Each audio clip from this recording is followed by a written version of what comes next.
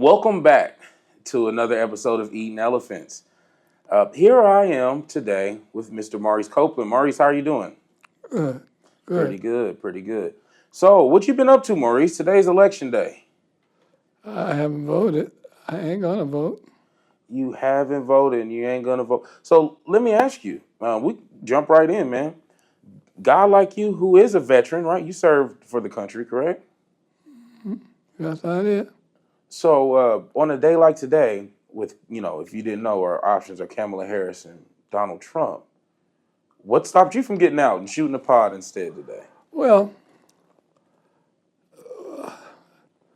the way I look at life, I try to be as real as I can. And I voted every year since 1968. 1968. Every year. Okay. And in life, you learn so much. You see what the government, what the government does, what they're charged to do, what they take their oath to do. And through these 70. You need a water out? Through these 70-some years, 70 years? Yeah, through these 70 years of learning, my jobs and all, well, I've learned that the government has neglected and they haven't done their due diligence. And I finally realized that whenever I voted, I was voting for my executioner. My executioner. And what I mean by that, in my work life and in the Army, the people that send you to war, they send you to Vietnam or Korea, wherever they send you, when you join the Army, you take an oath. You take an oath the very first day that you get in the Army. And they let you know the very first day, and it's late at night. It's at midnight. They let you know that you are mine. That's what the Army lets you know. I am your mother. I am your father. You do what I tell you to do. You're mine. You take an oath, and when you're taking the oath, it says, I surrender my life over to you. Mr. Army, that's what I did. That's what we do. So anytime after that, they could send me anywhere, and it's over with. Over with. So, would you look at that kind of as maybe like a little bit of resentment towards the government a little bit? Sure it is. And let me tell you why. Well, not with the Army. I really appreciated that. What the Army told me. Oh, yeah, they told you. Tell me the truth. I'm going to the Army. I could die for you. Tell me the truth. Fine. I came in here. I volunteered to go to the Army. So I know what the conditions are. But in my work life, 32 years, I worked for the nuclear weapons plant here in Kansas City, BENDIX, Allied Signal, Honeywell. They worked us out at that plant. This is a nuclear weapons plant. That is no game. Just saying the words ought to make people think. You made nuclear weapons. What does that entail? What does that entail? Make a nuclear weapon. Well, we're not going to tell you. That's what they said. And we don't want you to tell anybody else. Nobody. Don't tell your wife. Don't tell your children. Don't tell anybody what you do out here. And then, 32 years later, after working there, they come and say, well, the government, what we didn't tell you back then is that everything that you was doing here, your life was at risk. All them chemicals that you were working with, all them exotic materials, the radioactive materials that you were working with, they could kill you. They were no doubt contaminating you. So, not to cut you off. So let's go back. So we talked about, because I mean we kind of jumped ahead a little. So let me ask you this: before we get to this point, because just to kind of summarize, you were in the military, and then you went and took a government job at a federal complex. But being that, because I know you have a large level of discernment, and I know you're a thinking man. When you decided to sign your life away and go ahead and be in the military, what was going on at that time in the world, or even in your life, that made you say, you know what, this is what I'm going to do. I don't mind doing this. I'm going to go, fight for the freedom of others.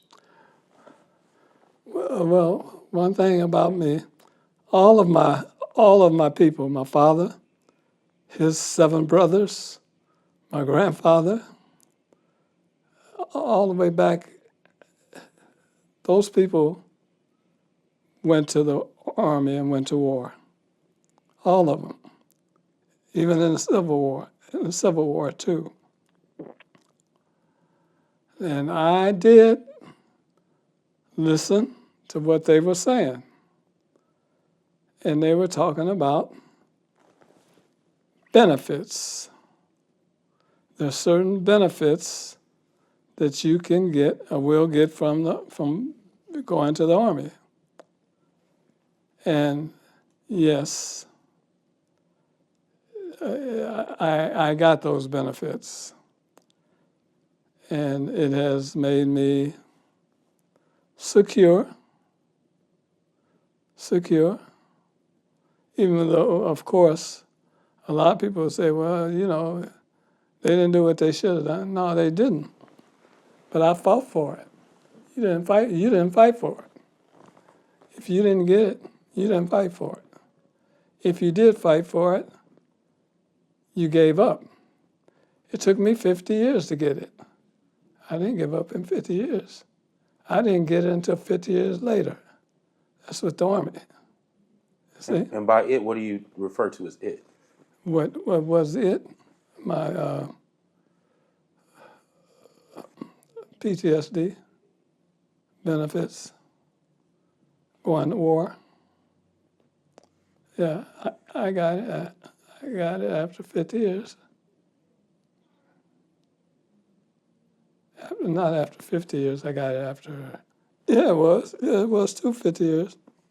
So it took that long. So when you started serving, what war was going on when you were serving? Vietnam. For the young people who are listening. So during Vietnam, you and your brother went, right? Which, if you listeners haven't figured out, this is my uncle. So when we refer to my uncle's brother, he's referring to my grandfather, Riley Copeland. But so what happened in the Army? What'd you do there? What was your daily task or duties there? Well, when I was in the States, in the United States, I was what they call a personnel management specialist. This was a very, and I'm not trying to glorify it, but that job, my MOS, I could shoot up. I could move up in the ranks. Okay. And I was moving up, but I left and went to Vietnam. I volunteered to go to Vietnam. I volunteered. I went to Vietnam. And so I'm no longer in that line of work. And I was an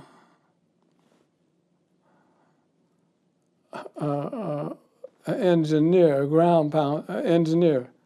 Engineers turn dirt, cleaning up stuff. Yeah, you do whatever they tell you to do.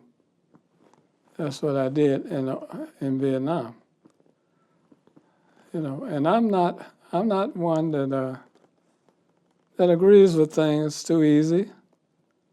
And so I was kind of a headache to them.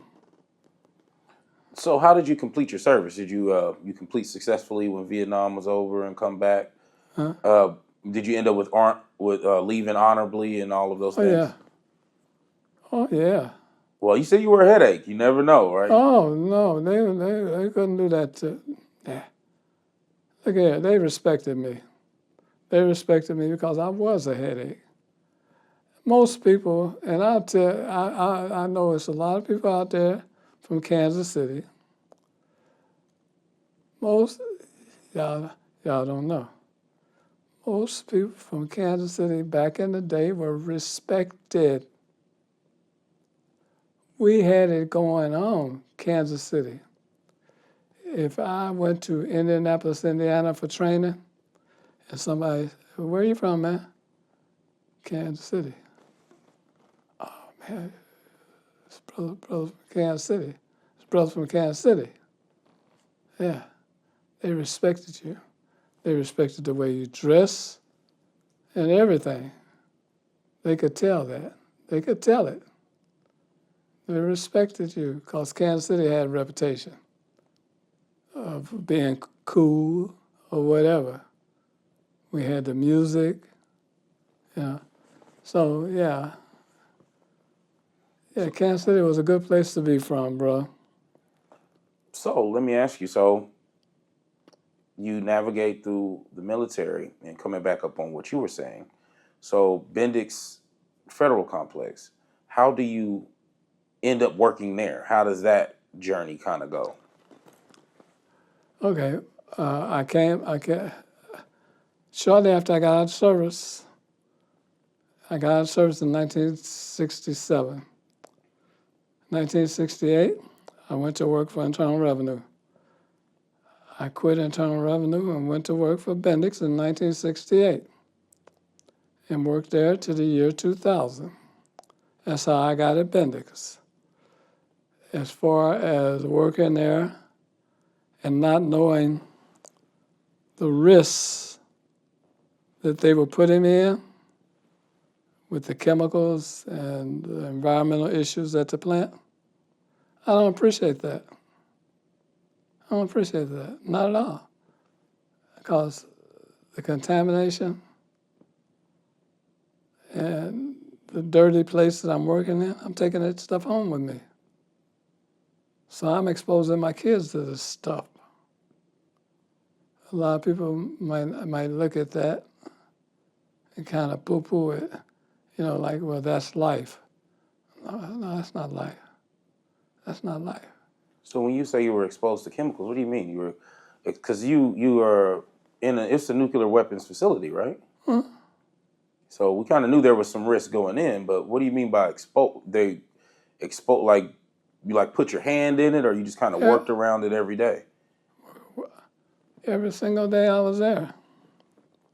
every single day I was there. Let me tell you something. What you see now, what you hear coming out of my mouth now, is what it did to me. What you hear. It's just like in this building here. They have air filtration systems in this building to you got filters that stream the air through here. It's supposed to be clean air. We didn't have that at BENDIX. We didn't have that at BENDIX. So we were breathing in asbestos. We were breathing in everything. Asbestos, whatever was out there. Cyanide, everything. So let me ask you this, because you worked there for how many years before you found out? 32. So for over 30 years, you're being poisoned. What let you know, like, man, something's going on here? What was the thing that let you know that that's what's going on? Well, one thing that let me know that is when Bill Clinton, good man, when he wrote the executive order up and said, this is what we did to y'all, he said it. He said it. No uncertain terms. He said it. This is what we did to y'all. And he said the reason why they did it. And I would love for people to read it. And I would love to look at them while they were reading it. And you don't have to read that much, just it's one little paragraph. You know? So for those of us, because we know reading is a lost art, Mr. Copeland. Yeah. For those of us who are not going to do the reading, what was the reason? What was the reason that Bill Clinton gave, according to you in that text? He said that they worked us in this environment without our knowledge or consent.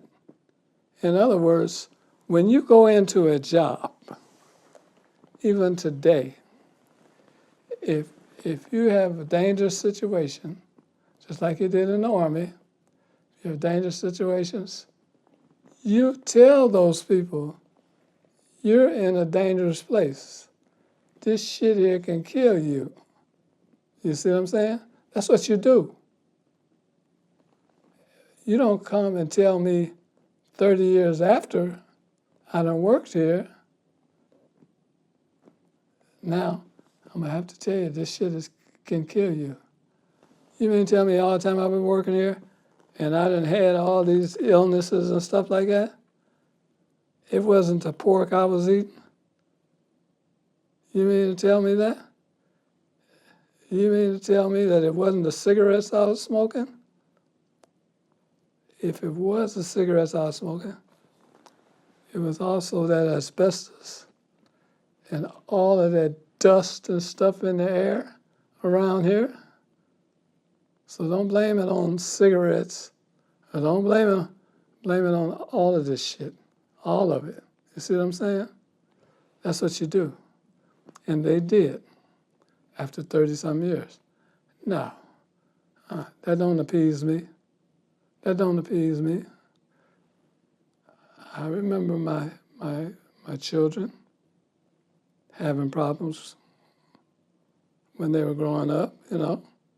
Maybe what their problems was what I was taking home to them, you know what I'm saying? So, yeah. Yeah. I mean, and that's unfortunate. So when you left Bendix, what was your rank there? Were you an employee, supervisor, director? About what level in the hierarchy were you? Okay. Like I said, I'm a troublemaker.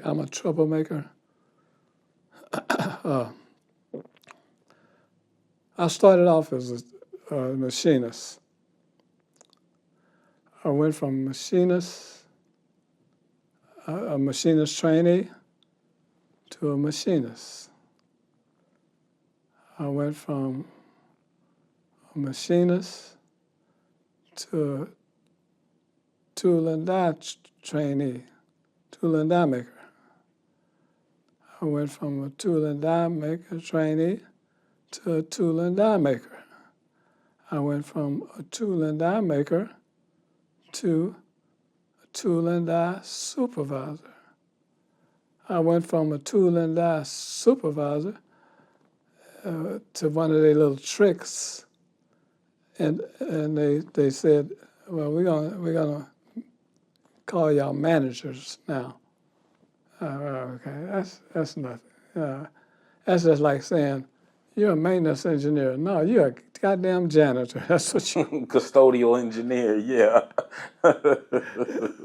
Yeah, yeah. But no, I was a supervisor, and I was a manager. Okay. We're gonna pause because I gotta go grab some. Okay, so as we were saying, you were working at BENDIX. You were exposed to hazardous materials, and you were in management. So what happened from there? Being that, you were in the Army and all these other things, and we've basically poisoned the vet. Yeah, and the thing,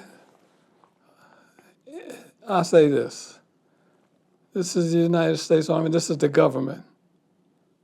This is the federal government out to the nuclear weapons plant. You are the king of the mountain. That's who you are. That's who you are. I signed my life over to you in the Army. I didn't sign my life over to you at BENDIX. I didn't know that you did not tell me a lot of these things. Okay? So I don't like that. I don't like that at all. Huh? And so I know your story, and being able to relate it. But this isn't the first time, right? No, it isn't. No, it isn't. Let me tell you something. Your father, your grandfather. I ain't never, and this should be told. And not only that, it's true. You can prove it anytime you want to. It's true. My father, your father, grandfather died of 3 Agent Orange cancers. 3. They never acknowledged that. And it's all in the books. Not only is it in the books, they put them into what they call a presumptive illness. A presumptive illness means that if anybody that was in the service in Vietnam had any of these cancers and they come up and say, hey, there it is, I had all 3 of them. Well, they can't deny it. They can't deny it. You got to pay up. You got to pay up. They didn't. They didn't. So for all of the listeners, some of the younger listeners, right? Agent Orange was a chemical compound that troops in Vietnam were exposed to. Can you go into that a little bit more? Just Agent Orange for dummies. Agent Orange is like Roundup. Mm-hmm. Yeah, Roundup. In fact, you've got a lot of different agents. Agent Orange, Agent 1, 2 Orange, Agent 2, 3 Orange. You have a lot of categories of it, and people don't know that.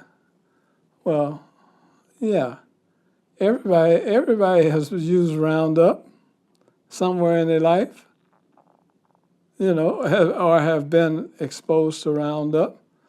If you play golf, if you go to some Yeah, if you go to a golf course, if you go on a military base, you've been around Agent Orange. Because the Army, the government, they like their stuff to be cute and neat. And the ground that you spread on, I'm gonna give you a good example. And this is what people don't understand because, one thing that we have a problem with, when I say we, I'm talking about specifically black folks. If you hear about somebody getting out of jail because you got wrongly convicted, we go crazy. We go crazy. Okay.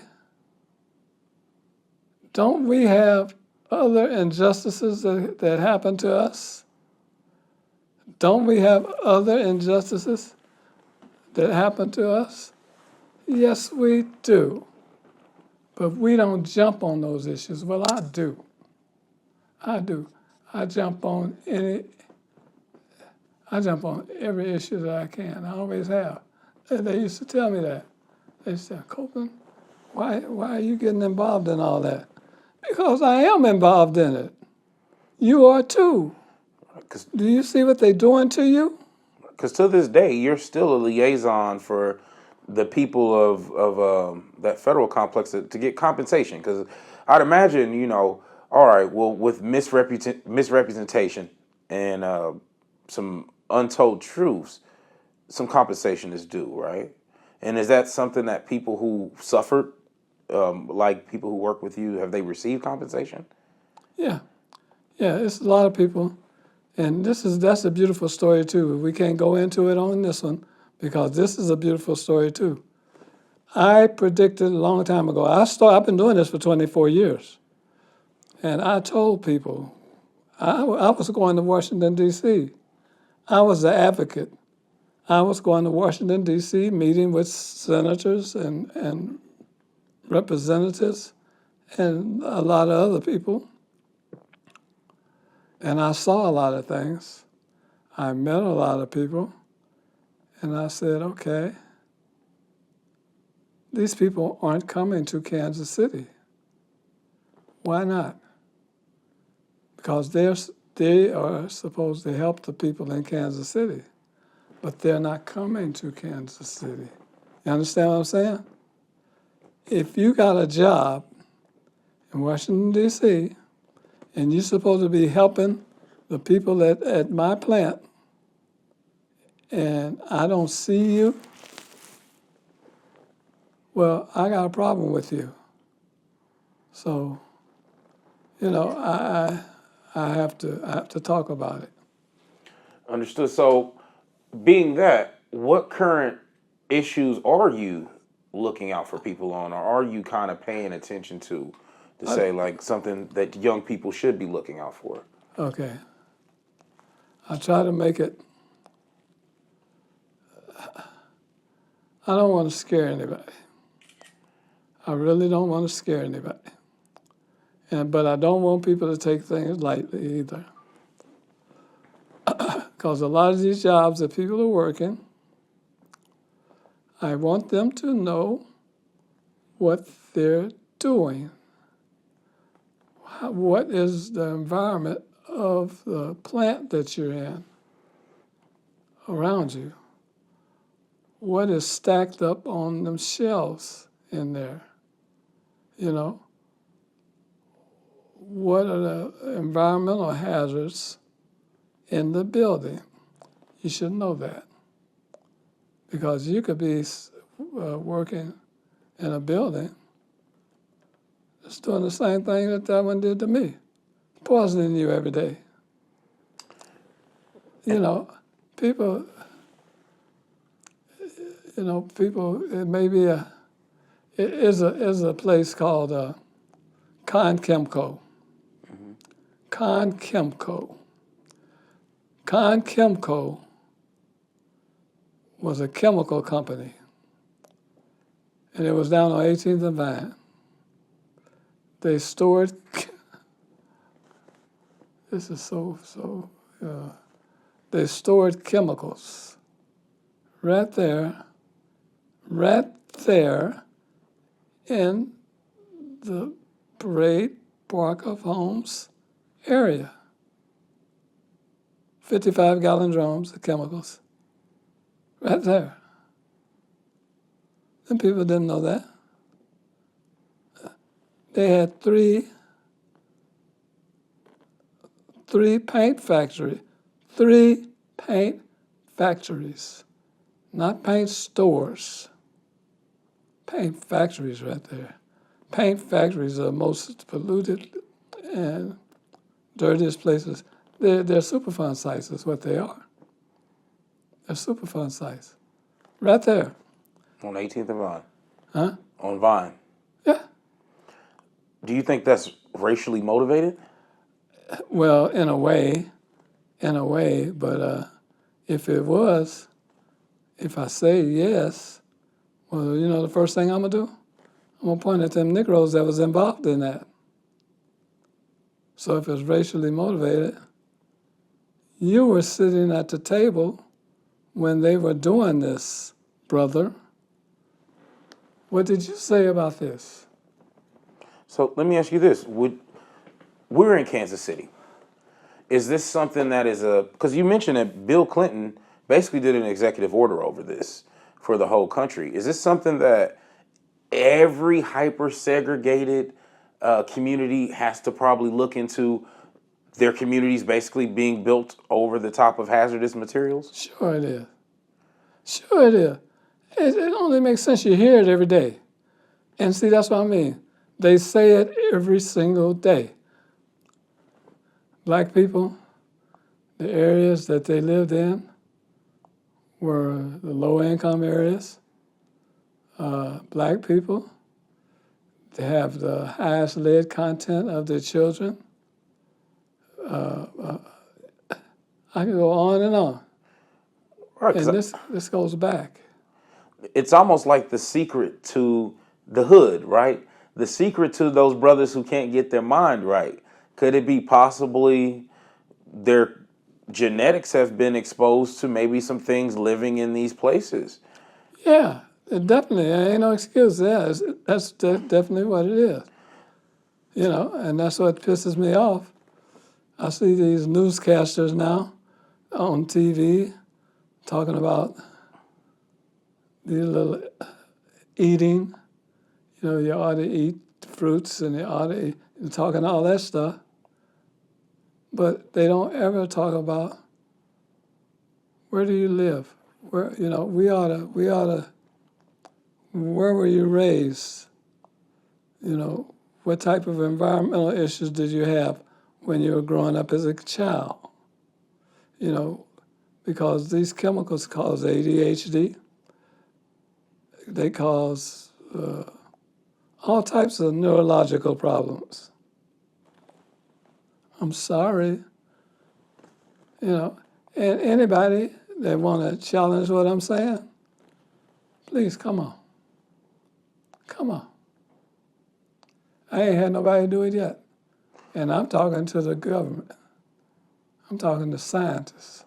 You know, Vine, for my generation, is a very, very talked about place because there are many, many people in the African American community who would love to not only live in that area, but they would love to own, you know, property on Vine.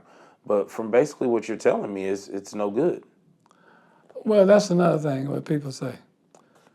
And that's what makes them kind of look at me like, yeah, man, well, what are you saying, man?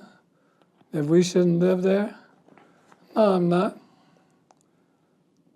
You live there if you want to, but take care of yourself. You take care of yourself. You go down there, if you buy a piece of property down there, which you probably can't, you know what I'm saying? I'll tell them that too, and they don't get that you probably can't.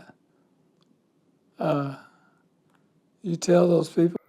Man, we solving some really big problems here. So just a disclaimer for everybody who lives at Vine. The Copelands have no problem with Vine. But one thing is the truth is the truth. And I think it's really huge, you know, for you coming on the platform and just talking about how the fact of in what we call hyper-segregated cities, typically the lower income folks and the poorer folks, you know, didn't have a choice about where they lived. Well, that's right. And the fact of the matter is, I'm 77 years old. Anyone that grew up on in the van 77 years ago, yes, I was born there. I lived there until I was 6 years old or something like that. You should have some type of memory as to what the area looked like. Some type of memory. Some type. Okay? I asked people, do you know what building that is? And they said something like, oh, that was a dancing school. No, it wasn't. No, it wasn't. It was the National Guard Armory at the 18th and Willow, right on the corner of 18th and Willow. National Guard Armory. That means that they had a gas station back, you know, and behind it, the tanks, and the trucks were parked back there. That's petroleum products, you know. So they go, well, I mean, why should they worry about that?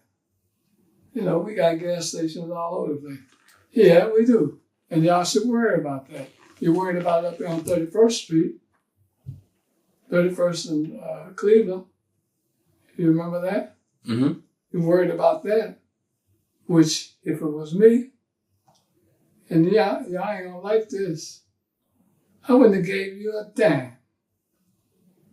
Not until you start dealing with all of this stuff out here. Because I saw what was going on up there on 31st Street. I saw who was doing it up there on 31st Street. I saw who bought the property up there on 31st Street. So I know the minimal investment of getting that property. Minimal. Okay?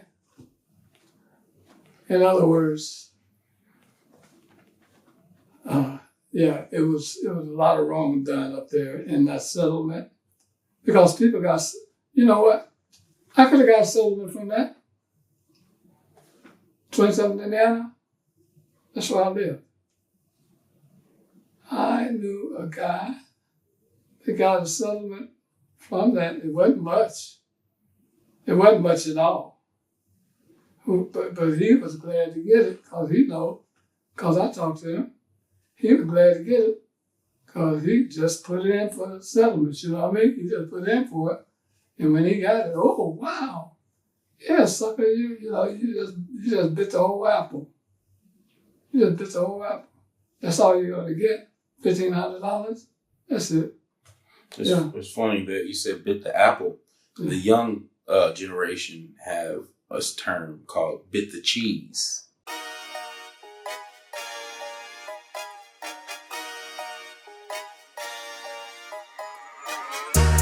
I heard that allegedly they don't agree or believe I am all that I say I am. Prohibit profanity, try not to lose all my sanity, swear every day I am. I honestly hope that I'm favored by God, and if not every day I go pray I am.